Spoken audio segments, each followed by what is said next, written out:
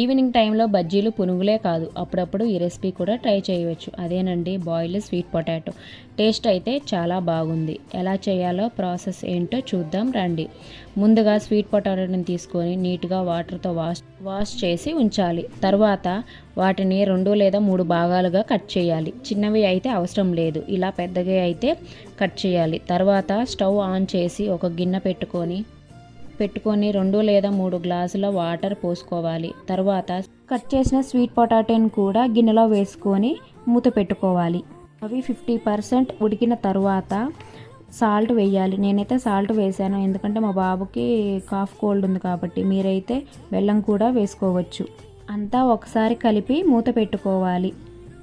Salt అంతా ముక్కలకి పడుతుంది. తర్వాత మూత తీసి చూస్తే వాటర్ కలర్ చేంజ్ అవుతాయి. వీడియోలో చూపిస్తున్నట్టుగా ఒక పొటాటోని కట్ చేస్తే ఉడికిందో లేదో మనకి అర్థమవుతుంది.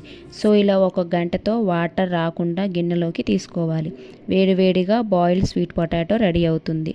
కొంతమంది పచ్చివి కూడా తింటారు. మా జున్నుకి అయితే కొంచెం పెట్టిన, వాడు టీవీ చూసుకుంటూ తిన్నాడు. టేస్ట్ అయితే నచ్చింది అనుకుంటా, తినేసాడు వాడు. మీరు పచ్చివి తింటారా లేక ఇలా బాయిల్ చేసుకుని తింటారా లేదా నాకు కామెంట్ చేసి చెప్పండి.